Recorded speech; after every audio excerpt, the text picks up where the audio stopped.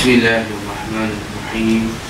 Assalamualaikum warahmatullahi wabarakatuh. Alhamdulillahi rabbil alamin wal aqibatu lil muttaqin wa la udwana illa 'alal zalimin.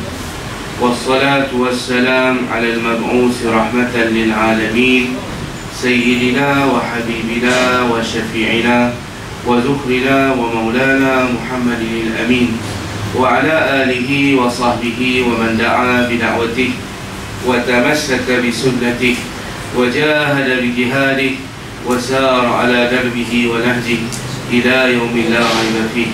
Allahumma ij'alna min alladhina yastami'una al-qawla fayattabi'una ahsanah. Allahumma iftah 'alaina futuha al-'arifin warzuqna fahma an-nabiyyin wa hifdha al-mursalin wa ilhama al-malaikati al-muqarrabin بجاه سيدنا محمد خاتم النبيين. اللهم فقهنا في الدين وعلمنا التأويل واهدنا صراطك المستقيم. رب اشرح لي صدري ويسر لي أمري واحلل عقدة من لساني يفقه قولي واجعل لي وزيرا من أهلي ولا حول ولا قوة إلا بالله العلي العظيم. أما بعد، فيا أيها المسلمون ويا أيتها المسلمات اتقوا الله فقد فاز المتقون. Kaum muslimin dan muslimat, para warga Madinah yang dirahmati Allah sekalian, alhamdulillah kita bersyukur pada petang ini kita dapat sama-sama berada di dalam majlis ilmu, majlis yang sangat disukai Allah dan Rasul. Mudah-mudahan Allah Subhanahu wa ta'ala beri kita hidayah dan taufiknya, serta mengganjarkan kita semua dengan sebaik-baik ganjaran, mengampunkan dosa-dosa kita, mengangkat derajat kita, serta diberikan kita keafiatan, keselamatan yang berterusan, yang sempurna untuk diri kita, dunia kita, agama kita dan akhirat kita, insya-Allah. Tuan-tuan dan puan-puan yang dirahmati Allah Subhanahu wa ta'ala, hari ini petang ni insya-Allah petang kita kata nak masuk petang Jumaat. Esok hari Jumaat, mana kita berada di akhir hari Khamis, malam Jumaat malam ni insya-Allah. Jadi kita akan cuba untuk sama-sama mengingat, sama-sama untuk kita tegak-menegak. Mudah-mudahan Allah SWT beri kita hidayah dan taufik. Yang kita nak bincang pada petang ini ialah berkaitan dengan sesuatu yang pasti, iaitulah berkaitan dengan setiap jiwa akan merasai mati. Nama kata kita bila mula berani hidup, kena berani untuk mati. Bila kita, tuan-tuan dan puan-puan sekalian, tak jadi manusia, jadi tanah, tak apa, tak dibebankan dosa dan pahala. Tetapi bila tanah tu dah jadi manusia, maka dia ada bebanan di sana. Bebanan itu ialah dosa dan pahala. Dosa dan pahala inilah yang akan menentu bahagia atau celakanya seseorang manusia itu di akhirat esok. Maka ayat yang kita nak bincang, ayat yang apabila 185 surah Ali Imran. A'udzu billahi minasyaitonir rajim. Kullu nafsin za'iqatul maut. Kullu nafsin za'iqatul maut. Setiap jiwa, setiap jiwa, makna nafsin, jiwa kita. Jiwa ni makna kata gabungan roh dan jasad, dipanggil jiwa. Za'iqatul maut, akan merasai mati. Wa innama tuwaffawna ujurakum yawmal qiyamah. Hanya saja penyempurnaan balasan ialah apabila kamu dibangkitkan di hari kiamat. Yawmal qiyamah makna hari kebangkitan, qiyam, hari kita bangkit. Faman zuhziha 'anil nari wa udkhilal jannati faqad faz. Sesiapa yang dilepaskan daripada azab neraka, lalu dimasukkan ke dalam syurga. Inilah dia orang yang berjaya. Jadi maknanya kesimpulan ayat ni, Allah bagi tahu kepada kita jelas, yang kata mati itu pasti. Yang kedua pengajaran ayat ialah Allah SWT kata pembalasan untuk kita secara sempurna bukan di dalam kubur. Kalau dalam kubur itu kita mendapat nikmat, maka nikmat itu bukan nikmat yang sempurna. Na'udzubillah. Kalaulah siapa-siapa yang masuk kubur bukan kita, yang mendapat azab bukan kita lah, walailah. Lalu dia merasai azab dalam kubur, maka azab itu pun bukan yang sempurna. Itu berdasar kepada ayat kefahaman dia. Allah Ta'ala, innama tuwaffawna ujurakum yawmal qiyamah. Kalau hang dapat azab dalam kubur, itu bukan azab lagi yang sempurna. Itu baru permulaan muqaddimah. Kalau kita dapat, insya-Allah semua kita, kalau semua kita ni dapat nikmat dalam kubur tu, duk syok tak sangka dah, Allah kata tu pun bukan sempurna lagi. Tu pun tempiah-tempiah. Tu baru orang kata apa, pecik-pecikan daripada nikmat yang belum sempurna. Itu nombor 2. Nombor 3, pengajaran yang kita nak dapat, dia kata apa? Faman zuhziha 'anil nar wa udkhilal jannata faqad faz. Sesiapa yang dilepaskan daripada api neraka, azab api neraka, dimasukkan ke dalam syurga. Artinya selepas daripada mati, dapat azab atau dapat nikmat dalam kubur, kemudian dibangkitkan, menjalani proses, dan menjalani proses itu dalam keadaan terselamat daripada disamak oleh api neraka, maka itulah orang yang betul-betul berjaya di sisi Allah. Jadi kadang-kadang ukuran kejayaan kita 5A, 6A, 10A, 8A, itulah kita duk suka kejayaan. Tidak bagi Allah Ta'ala. Bagi Allah SWT, kejayaan seorang hamba ialah apabila dia dibebaskan daripada api neraka, dimasukkan ke dalam syurga. Maka orang itulah orang yang akan berjaya di sisi Allah, cemerlang di sisi Allah. Itulah dia orang yang dapat anugerah cemerlang, dapat kita kata KPI yang cemerlang daripada Allah Subhanahu wa ta'ala. Wa mal hayatud dunya illa mata'ul ghurur. Tidaklah kehidupan dunia itu melainkan perhiasan yang menipu.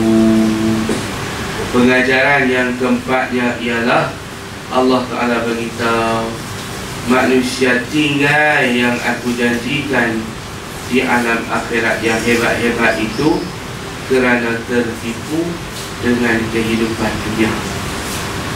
Lalu manusia menumpukan sepenuh penumpuannya, kesungguhannya kepada dunia yang akan menipu dia. Tidak menumpukan sepenuh penumpuan dan kesungguhan kepada yang pasti dan yang penuh dengan nikmat, iaitu syurga. Manusia bila dia silap tanggapan, persepsi, pemahaman akibat daripada hasutan iblis, hasutan dunia, hasutan nafsu, maka akhirnya melebihkan hidup di dunia daripada kehidupan yang kekal abadi. Dalam surah Sabihis, Allah SWT sebut sekali lagi ayat wa mal hayatud dunya illa mata'ul ghurur tu, kita boleh baca bal tu'sirunal hayatad dunya. Apabila manusia ini sudah tenggelam dengan perhiasan dunia yang menipu, apa jadi? Mereka melebihkan kehidupan dunia daripada akhirat. Bal tu'sirunal hayatad dunya wal akhiratu khairun wa abqa. Sedangkan akhirat itu lebih kekal dan lebih baik dan lebih kekal. Nak jadi macam mana tu? Kalau kita jadi macam tu, maknanya sudah kena satu penyakit yang dipanggil penyakit hati. Penyakit hati ni bila kena manusia, dia tak nampak akhirat. Apabila manusia ni tuan-tuan tak diperingatkan selalu, perempuan sekalian, tinggal kita tak hubung selalu dengan kempen-kempen Allah Ta'ala ni, kita akan termakan kempen syaitan. Kempen syaitan iblis halus dan setiap masa. Manakala kempen Allah Ta'ala dan Rasul ni macam ni lah, seminggu sekali kita boleh buat di pejabat kita, di ofis kita, di kelang kita. Tak boleh selalu. Sedangkan hak iblis punya kempen promosi berjalan terus setiap saat. Jadi oleh kerana itulah, kerana kita kurangnya dalam menghadirkan diri ataupun kurangnya diri kita menginfakkan masa untuk mendengar kempen Allah dan kempen Rasul ni, akhirnya ramai manusia membeli dan melayan promosi dan kempen syaitan, meninggalkan promosi dan kempen Allah. Sedangkan kempen Allah itu dan juga promosi Allah dan Rasul itu promosi dan kempen yang sebenarnya, bukan yang menipu, bukan yang mendustakan. Baik, cabaran kita hidup atas dunia, awal-awal lagi dah Allah beritahu syaitan. Sebab Allah kata innahu lakum aduun mubin. Apabila kita nak istiqamah di atas siratal mustaqim, maka tuan-tuan dan perempuan sekalian, syaitan kata apa? Fa bi'izzatika ya Rabb la'awiyannahum ajma'in. Dengan kemuliaanmu wahai Tuhan, demi kemuliaanmu wahai Allah, dia bersumpah, akan kubesongkan mereka, anak cucu Adam, dari jalanmu yang lurus. Artinya apabila kita nak stabil ataupun steady di atas jalan yang lurus, landasan yang lurus, nombor satu cabaran ialah daripada syaitan. Dia berjanjilah dengan Allah, dia nak sesatkan manusia, yang terutamanya anak cucu Adam, daripada jalan Allah yang lurus. Dan dia ni tak pernah berputus asa, sentiasa saja melakukan berbagai-bagai konspirasi, melakukan berbagai-bagai tipu daya, kempen dan promosi. Duk tunggu manusia membelinya. Jadi tuan-tuan dan perempuan sekalian, kalau kita tak mengenali musuh, kita akan tewas, kita akan gagal. Musuh nombor satu ni, dia ni sebenarnya tak ada kuasa apapun, duk di kita juga. Musuh kita syaitan ni, dia bagi tahu dalam Quran ayat 22 surah Ibrahim, dia tak ada apa-apa kuasa, melainkan kuasa dia hanya promosi dan kempen. Yang jawab promosi, yang jawab kempen manusia juga. So dia berlepas diri di akhirat esok. Dia kata jangan apa duk caci maki aku, tapi caci maki diri kamu sendiri wahai manusia. Siapa suruh hampa beli kempen tu? Siapa suruh hampa jawab promosiku tu? Jawab buat apa? Ayat ni tuan-tuan dan perempuan, dalam surah Ibrahim jelas dan clear. Musuh kita ni akan kata di depan Allah, bila masuk dalam neraka, dia dimasukkan neraka, manusia pun masuk dalam neraka juga. Manusia kata, ya Allah, beri kat dia ni azab lebih, pasal dia punya pasal kami buat dosa, dia punya pasal lah kami tinggal pahala. Maka tuan-tuan dan perempuan yang dirahmati Allah, maka jawab syaitan, wa ma liya alayya min sultani illa ma da'autukum fastajabtum li. Kata syaitan, aku tidak ada apa-apa sultan. Sultan makna kuasa untuk menguasai kamu wahai manusia, melainkan ada satu Tuhan bagi, ma da'autukum, apa yang ku seru mereka saja Allah bagi kuasa seru saja kat ku, kuasa kempen saja Allah bagi, kuasa promosi saja Allah bagi kat aku, kata syaitan. Itu saja yang Allah bagi. Tapi siapa yang jawab? Fastajabtum li, kamulah manusia yang menjawab promosiku, kempenku. So fala talumuni, syaitan kata, jangan kamu mencaci maki aku. Walumu anfusakum, tapi caci makilah dirimu sendiri. Nah, baik. Dia ni dua modus operandi syaitan. Kita kata gerak kerja dia tu dalam dua bentuk. Nah, jah kita ni tuan-tuan ada ajai. Bila ada ajai mana tempoh. Bila tempoh ni dia nak bagi kita melengah atau melalaikan kita, mensia-siakan ajal kita tu.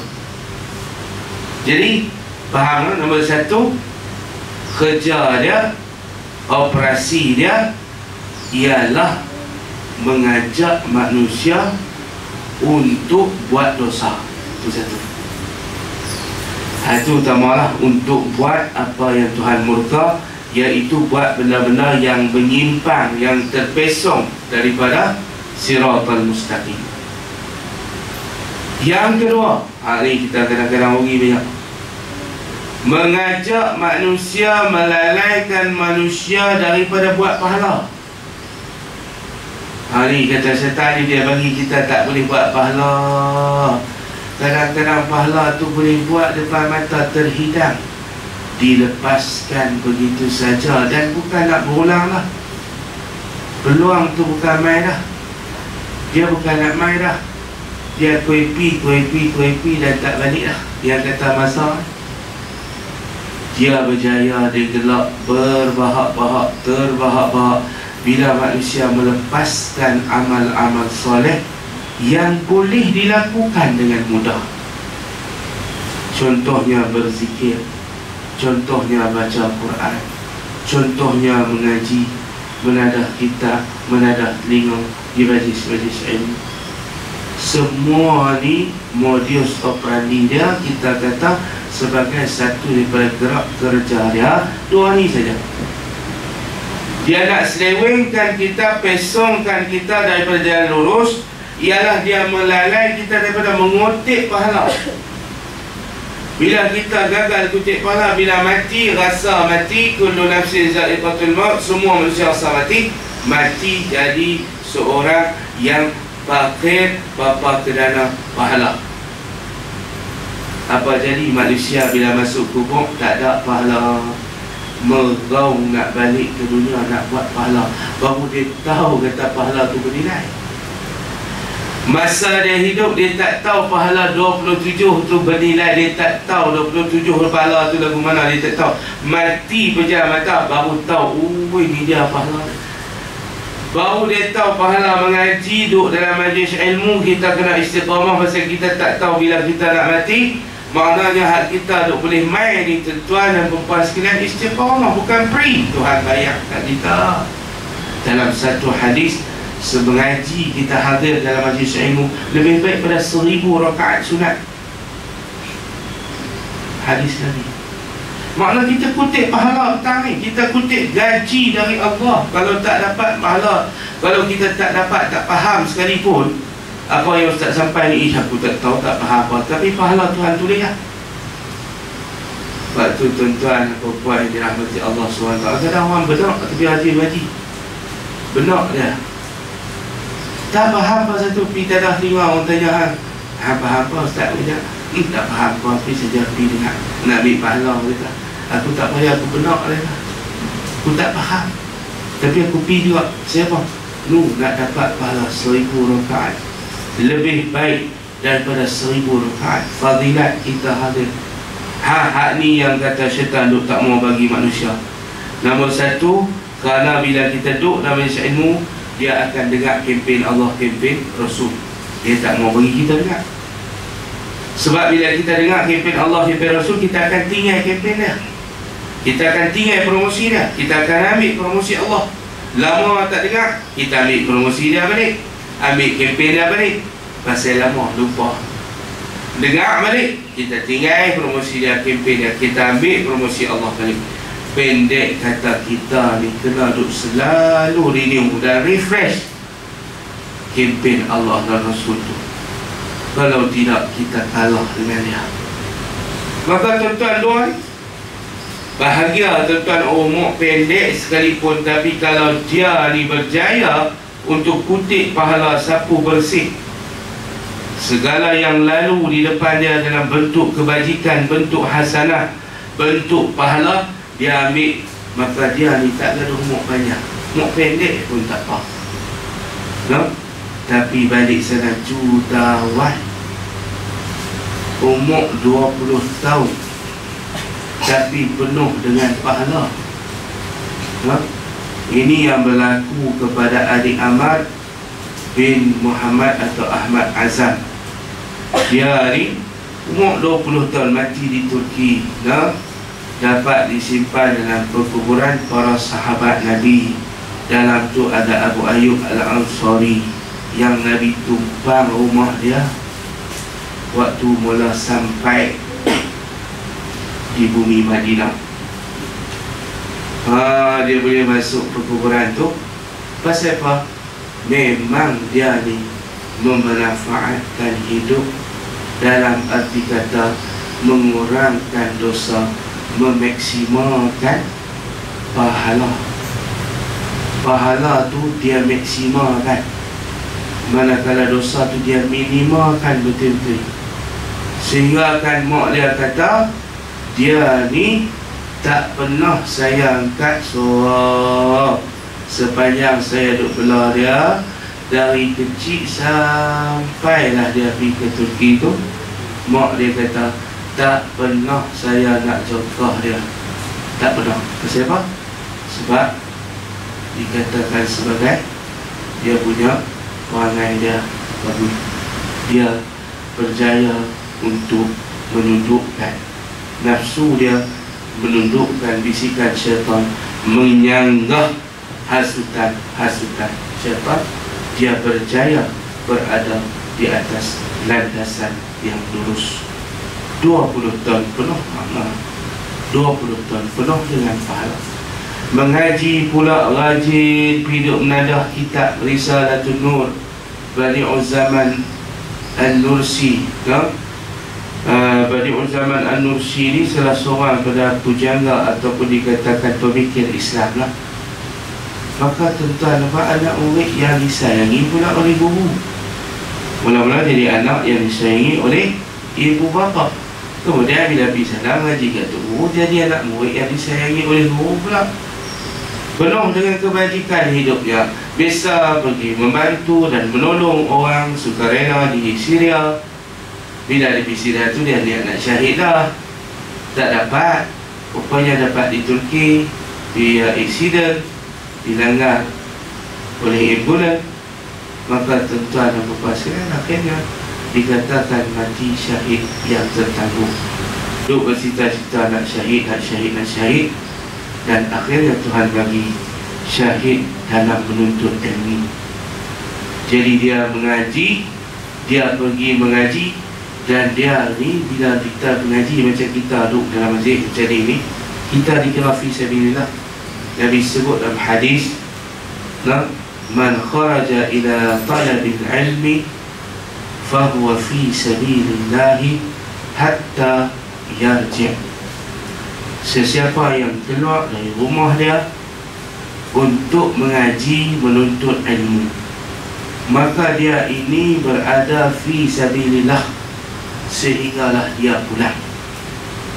Maka tuan-tuan dan puan-puan yang dirahmati Allah, kita duduk dalam majlis ilmu, jadi apa-apa ke kita, maka kita dikira mati syahid kecil.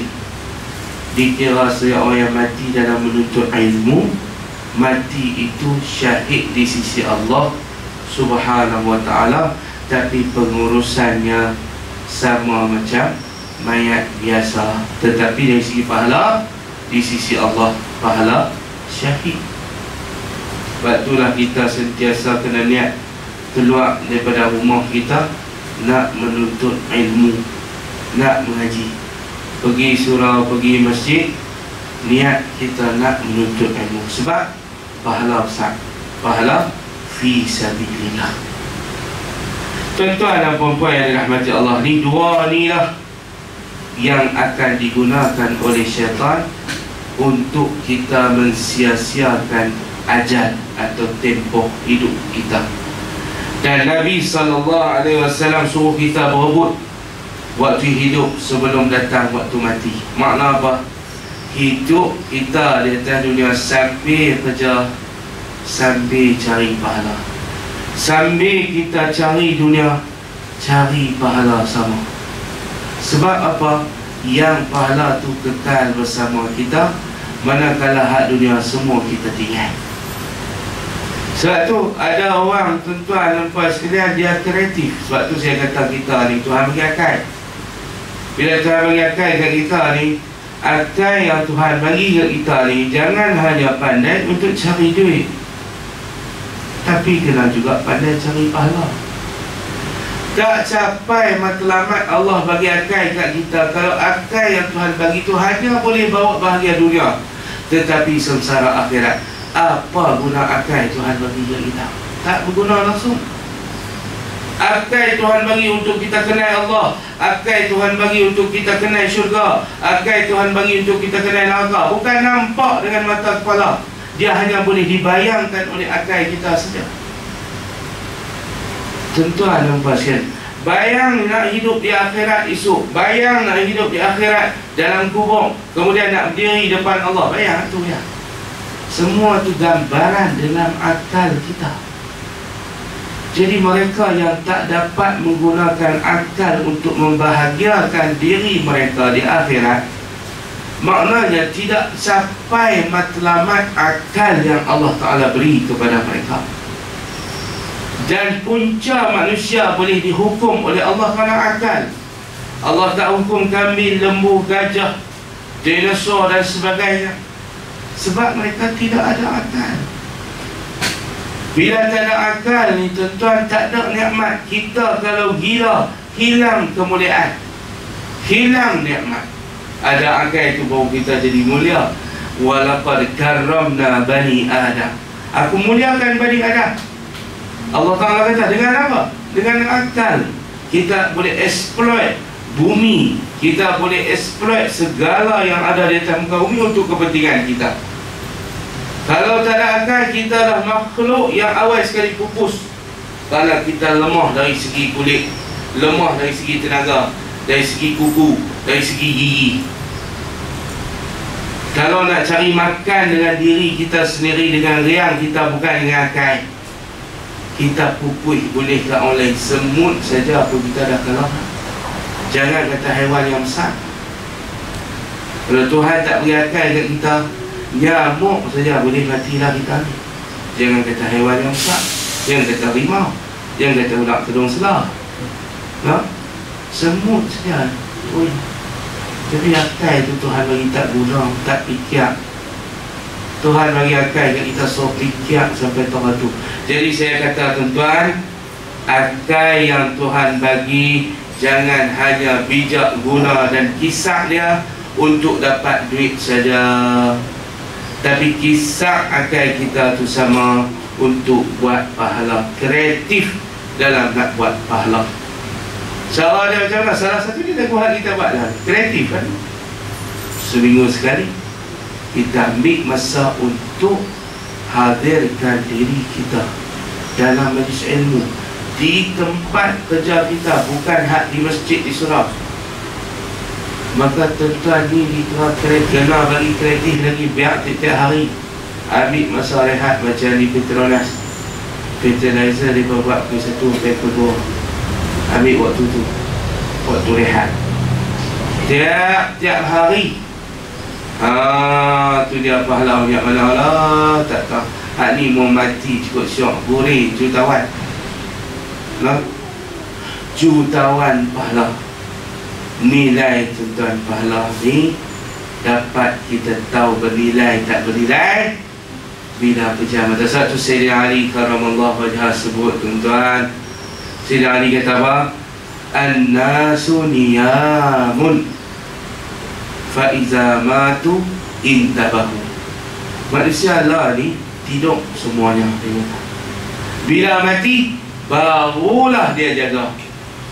Oh, rupa-rupanya maksudnya ialah manusia bila hidup tak tahu nilai pahala dosa, tapi bila mati baru tahu nilai pahala, nilai dosa itu. Maka tuan-tuan dan puan yang dirahmati Allah Subhanahu Wa Taala, kreatif lagi dalam bentuk yang lain untuk buat pahala. Saya tengok tuan-tuan kadang-kadang orang Arab dia pandai untuk buat pahala. Dia beli berapa rumah, dia pakai untuk seorang sebiji nak buka puasa lah di masjid haram tu, yang rajin dia buat kebajikan ni kau. Dia bawa mai sampai ke tempat kita ni, budaya dia bagi makan. Lepas orang selayang, habis selayang tu, dia bawa keluar bawa ke rumah, dia bagi seorang sebiji kan. Tu pahala besar, kan kecil tu pahala. Kreatif juga tuan-tuan dalam bentuk yang kita boleh dapat macam-macam sama. Janji kita gunakan, kita sama nak buat pahala tu macam mana. Seorang pakcik tuan-tuan dia upload dalam kita punya Facebook. Pakcik dia nak sabarah pun dia pandai nak buat pahala. Dia ni bawa motor masuk kampung, dia nak sabarah. Tapi bila orang bayar kat dia nak sah, dia bagi 3 duit. Dia bagi 3 tempat. Kita yang beli ni tanyalah, why pakcik pergi bagi 3, why tak boleh poket semua duit tu. Dia kata 1/3 aku masuk dalam poket aku untuk belanja anak bini aku, 1/3 ni pula aku bubuh untuk modal putaran laksa, 1/3 ni pula aku bubuh, dia kata, untuk derma kebajikan. Jadi dia kata kalau aku jual laksa beras, tiap-tiap tahun aku boleh buat kerja-kerja agama yang memerlukan duit. Contoh dia korban. Tiap-tiap tahun pakcik tak pernah lepas, dia kata. Pakcik walau jual laksa korban tiap-tiap tahun 1 tumpuk, 2 tumpuk, pakcik boleh masuk 2 bahagian. Jual laksa beras saja. Pakcik guna duit hak tabung ni untuk buat kerja-kerja agama, antaranya menabung untuk haji dan umrah. Pakcik juga gunakan duit hak 1/3 yang bubuh ni daripada kutipan laksa ni untuk pakcik derma ke masjid-masjid dan surau-surau yang pakcik singgah semayang Zuhur dan Asar. Bila ditanya pakcik buat macam ni macam apa, dia kata, kita melata atas muka bumi ni wahai anak, dia kata, wahai adik, kita ni jadi saksi bumi ni, menjadi saksi kepada kita. Pakcik nak bumi saksikan bahawasanya pakcik boleh semayang merata tempat, pakcik boleh derma merata tempat, dan bumi ni tolong jadi saksi bahawa besarnya pakcik melata di atas muka bumi, bukan melata sebagai makhluk yang dibenci, tetapi melatanya pakcik atas muka bumi merupakan makhluk yang disayangi oleh bumi. Bumi pun seronok membiarkan kita berjalan di atas belakangnya. Oh, tu dia faham betul tu. Tuan-tuan, kita ni perempuan sekalian, duk melata atas bumi ni, dia ni nampak senyap saja, nampak bodoh saja, yang kata tanah kita tu tempat melata kita tu, lari berjalan kita tu. Tapi bila sampai masa dia akan cerita perangai kita, tabiat kita, kerja buat kita, mana ayat dia? Yauma izin tuhaddisu akhbaraha bi anna rabbaka awha laha. Pada satu masa nanti Allah akan membenarkan tanah bumi yang kita pijak itu untuk ceritakan hal ehwal tuan tanah, yakni penghuni-penghuninya. Apa yang dibuat oleh Tuhan tu, apa yang boleh buat oleh manusia tu, semua diceritakan oleh bumi. So ni faham ayat tu dalam surah Iza zulzilatil ardu zilzalaha. Menjadikan pakcik ini kreatif untuk buat pahala. Dia tak hidup saja, ada matlamat. Dia melata, berlari, berjual, masuk kampung sambil cari dunia, diutamakan akhirat. Maka tuan-tuan dan puan, hak lagu ni yang kita kata Tuhan bagi akal. Jadi akal tu Tuhan suruh kita hisap untuk buat pahala. Ambil hak Tuhan sebut pahala besar-besar tu, jangan tinggal. Kita buat dalam hari kita ni. Kadang-kadang kita tak teliti dan tak rapi dalam buat amal ibadat. Kita tinggal hak ibadat pahala besar-besar tu. Hak pahala, hak Nabi sebut hak pahala cukup hebat-hebat tu, maka kita tinggalkan, kita tak buat. Maka tuan-tuan dan puan yang dirahmati Allah sekalian, hak pahala yang tak ada dalam senarai kita perlu dengar. Contohnya yang kata pahala besar sekali sembahyang di atas waktu, artinya berjemaah. Itu nombor satu. Nombor dua, Nabi kata berbakti pada ibu bapa. Nombor tiga, berjihad fi sabilillah. Itu dah ranking. Jadi kerja buat kita dalam sehari, kita utama hak tiga ni dulu. Oleh kerana tak tahu tuan-tuan, lepas sembahyang doa kat mak pak pun dah dikira tidak berbakti. Paling kurang kita berbakti kepada mak pak kita ialah mendatangkan Rabbil firli wali walidayya. Itu dah dikira dapat pahala besar. Pasal pahala nombor dua, lepas pada kita semayang di atas waktu, yang ni berjamaah di awal waktu. Nombor dua, nak buat apa lepas pada tu? Wirid lah, baca doa lah. Tapi jangan lupa doa ibu bapa. Kemudian kalau yang dah mati, sedekah. Ada pahala hadiah kat mak pak. Ya Allah, ni bakti aku untuk mak pak aku yang telah meninggal. Berbakti lagi setelah mereka meninggal. Macam mana? Kita sedekah RM1, RM2, ada pahala. Sampaikan kat mak pak aku, wahai Allah. Itu nombor dua. Lepas pada tu jihad. Betul, pada tu nak buat apa pun buatlah. Jihad menuntut ilmu, jihad basmi kejahilan, jihad basmi kemungkaran, jihad membasmi yang kita kata apa lagi? Ketidakadilan, jihad membasmi corruption, dan macam-macam jihad yang boleh kita buat. Nombor tiga, apa pada tu? Jihad lawan nafsu, jihad berwirid, jihad berzikir, jihad bersembahyang sunat, jihad untuk membaca Quran. Semua tu jihad. Bukan nanti ambil pedang, ambil senapang pergi perang. Tak.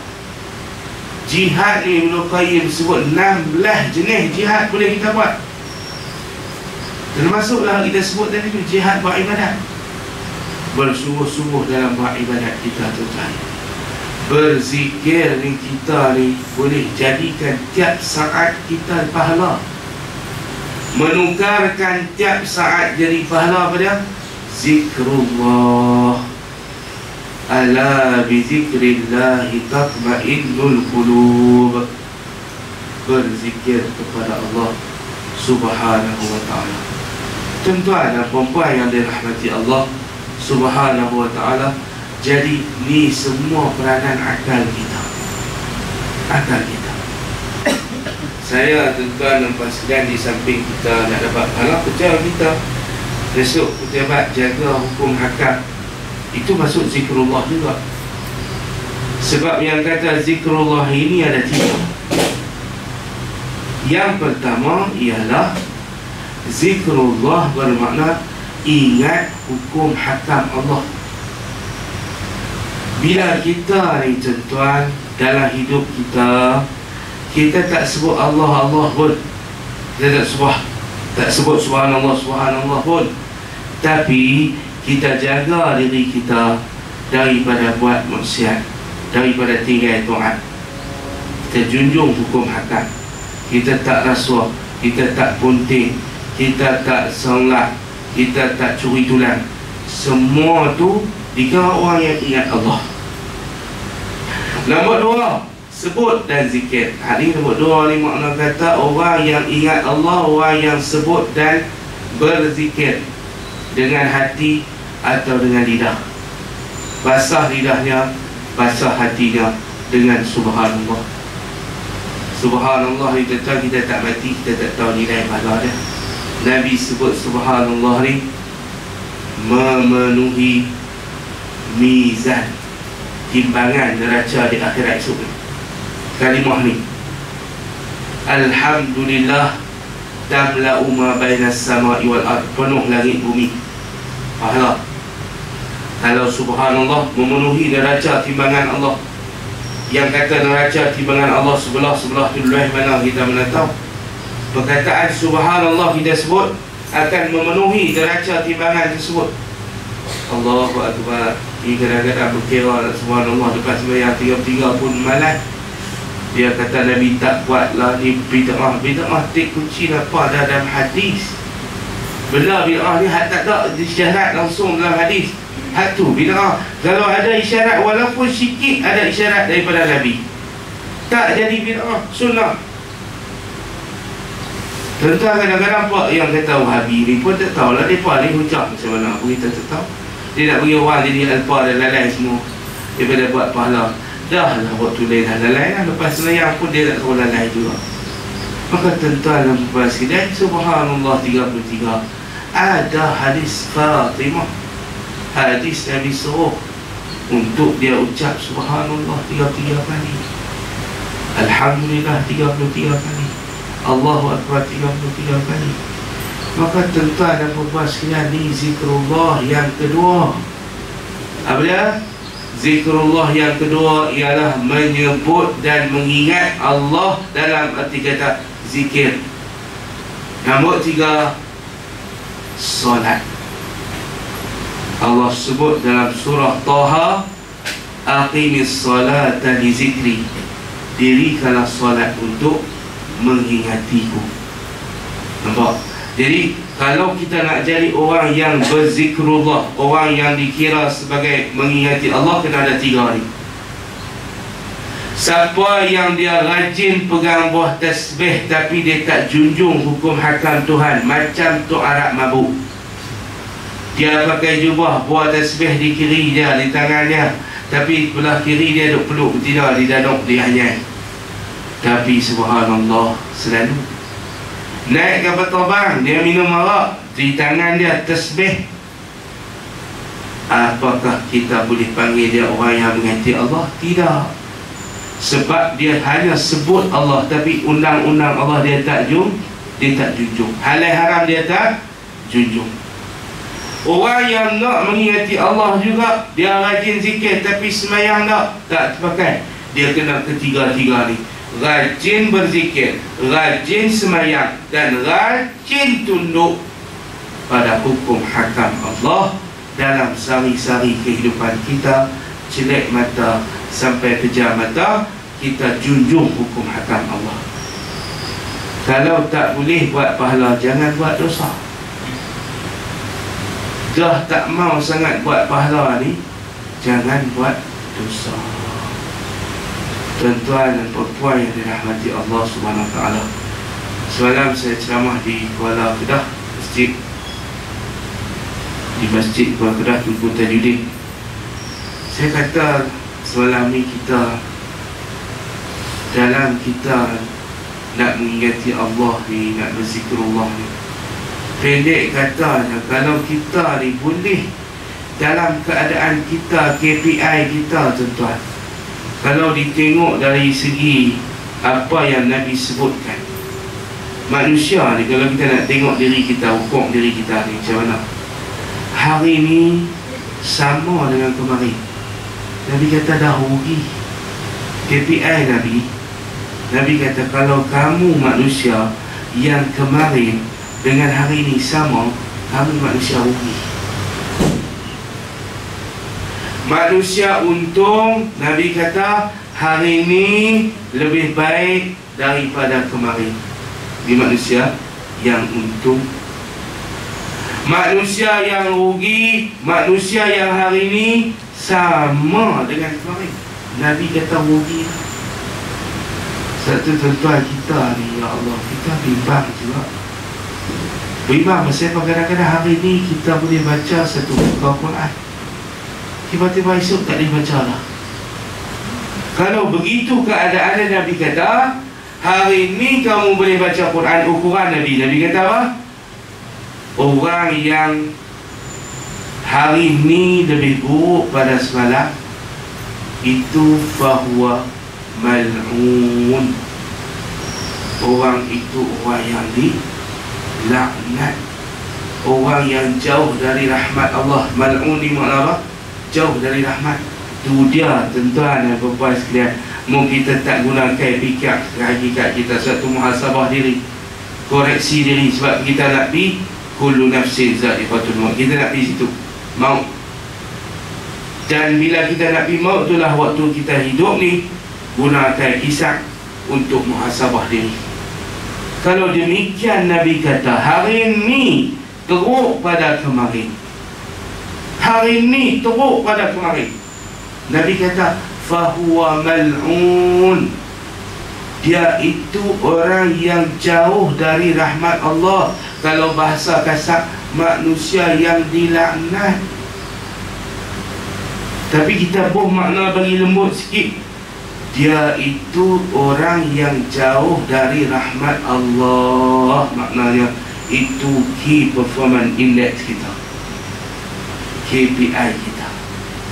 Nak tengok ukur, tengok diri kita, sama ada untung, sama ada rugi, ataupun sama ada dilaknat. Tengoklah hari ni dengan kemarin. Kalau hari ni sama saja, rugi.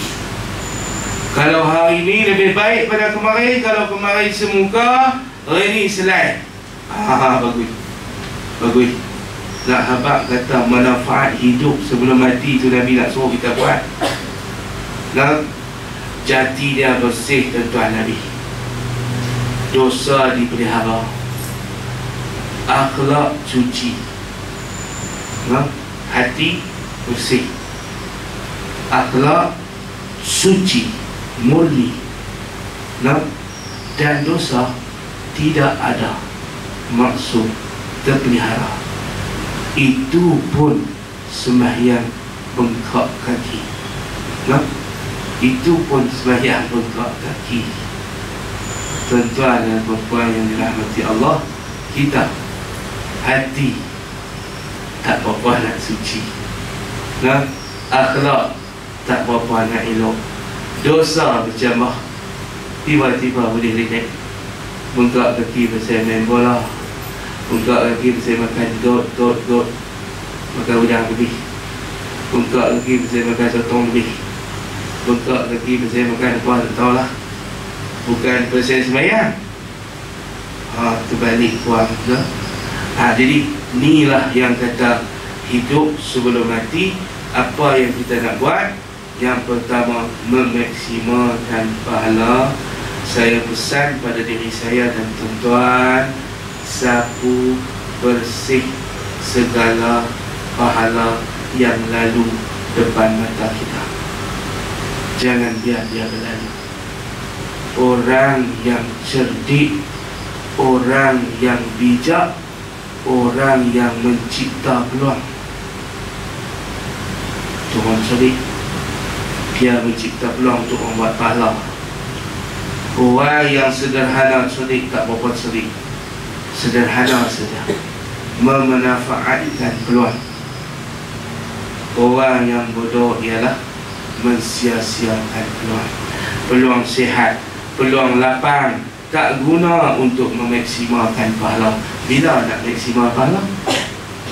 Peluang muda sebelum tua, Nabi kata guna supaya kita dapat maksimalkan pahala. Tak guna, makna bodoh, mensia-siakan peluang.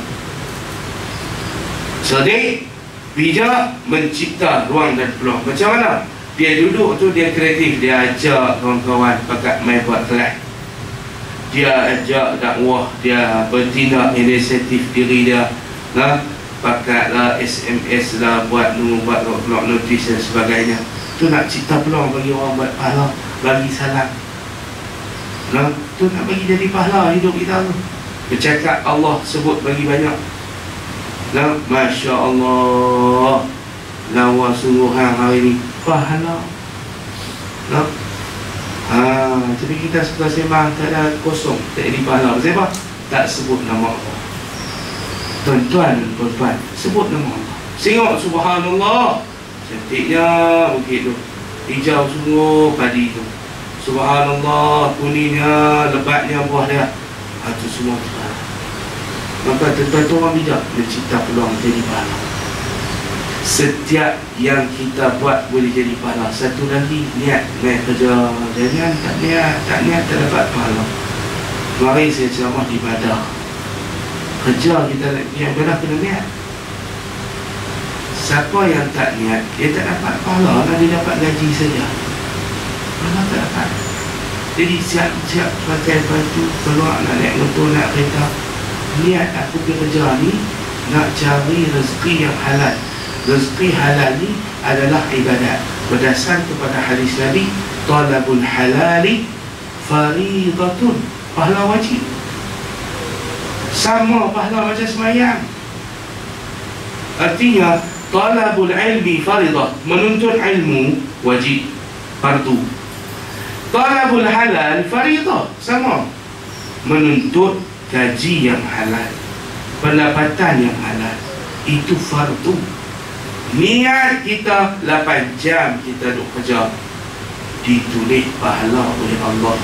Tapi syarat junjung solatnya, junjunglah fardu zuhur asarnya itu, jangan sampai tinggal. Dan keduanya, junjung hukum hakam, jangan duduk berikhtilaf, jangan duduk bergaul campur lelaki perempuan tanpa batasan. Lalas tadi pakat bercerai-berai, pakat gila kat laki orang, pakat gila kat bini orang. Sebab kalau kehidupan ofis yang tidak dibatasi dengan hukum, tu keluar makan sekali, minum sekali, lama-lama tak cinta-cintut, minta cerai lelaki dia. Hak ni pula bini cerai bini dia, nak nikah. Pasal hak ni punca tak ada batasan agama di dalam bekerja, maka tak jadi ibadat. Maka saya kata pesan kemarin di Badah, pedang saya kata, kita kalau nak dapat pahala kerja ni kreatif dah, gunakan kita. Ingat tiap-tiap pagi nak keluar, niatlah aku pergi kerja hari ni kerana nak menuntut yang halal, menuntut halal fardu untuk kita dapat pahala. Maka tuan-tuan dan puan yang dirahmati Allah, kadang-kadang yang kata iblis syaitan ni, pahala niat ni pun dia tak mau bagi kita dapat. Dia kacau kita sampai niat pun tak dapat. Saya kata tuan-tuan, kita kalau niat nak baca Quran hari ni dapat 1 kalau tak baca. Tapi kalau kita baca dapat 10 sampai ke 700 berganda, boleh Tuhan bagi. Tapi oleh kerana dia ni kacau kita, sampai nak niat buat baik pun tak sempat dalam hidup kita ni. Apatah lagi nak buat, niat pun tak ada. Niat nak sembahyang tahajud tuan-tuan, kunci jam kita nak tidur niat. Tu tanda kita tu dapat pahala 1 dah tu. Kalau bangkit buat, dapat berganda. Tapi kadang-kadang nak tidur tak ada nak niat, dia kacau kita sampai tu. Nampaklah, sampaikan dia tak mau bagi kita kutip pahala. Sampai hak mudah macam tu pun kita tak mampu buat, apatah lagi yang payah. Niat tuan-tuan nak pergi mengaji berani, kuliah maghrib tadi, niat tak ada nak niat, tak ada nak niat. Sebab tu kata Allah Ta'ala ni, dia bagi tengok kita sejauh mana kita ingat ada perasaan kita. Tu yang kata pahala niat. Pahala niat yang kata dia nak tengok niat kita, nak tengok hati kita. Faham maknanya? Sejauh mana hidup kita ni mengikat perasaan dengan dia, mengikat perasaan kita dengan Allah Subhanahu wa ta'ala. Jadi tuan-tuan dan puan-puan yang dirahmati Allah, itulah dia cara supaya kita dapat bebas daripada api neraka dan masuk dalam syurga. Dia berpunca dan bermula dari mana? Daripada cara hidup kita. Itulah menentukan cara mati kita. Kalau agama kita, way of life kita ialah Islam, maka selamat kita di akhirat esok. Tapi kalau way of life kita ialah Westlife, ialah Maghdu, ialah way of life kita ialah Dolin, maka itu akan membawa kerugian. Kenapa? Tidak bebas, akan dipenjara oleh Allah SWT dalam penjara yang disebut dengan teks yang nas Al-Quran, nar, api lah, disebut oleh Allah Ta'ala tanpa segan, tanpa malu. Allah SWT sebut nar, zuhziha 'anil nar. Siapa yang dibebaskan daripada api neraka, nak bebas dari mana? Dia bermula dengan kita bebaskan diri kita daripada belenggu syaitan dan iblis, dan bebaskan diri kita daripada belenggu dan juga dunia, belenggu dunia dan belenggu nafsu. Kita dapat bebas diri kita daripada 3 belenggu ni, insya-Allah kita dapat bebas diri daripada neraka Allah Subhanahu wa ta'ala. Jadi tutupnya, kesimpulannya, hidup kita kena cerdik untuk cari duit dan cerdik juga untuk cari pahala bahagia kita, insya-Allah. Wassalamualaikum warahmatullahi wabarakatuh. Bismillahirrahmanirrahim. Allahumma anfa'na bima 'allamtana wa 'allimna ma yanfa'una. Allahumma zidna 'ilma warzuqna fahma. Allahumma aghnina bil 'ilmi wa zayyinna bil hilmi wa akrimna bit taqwa wa jamilna bil 'afiyah.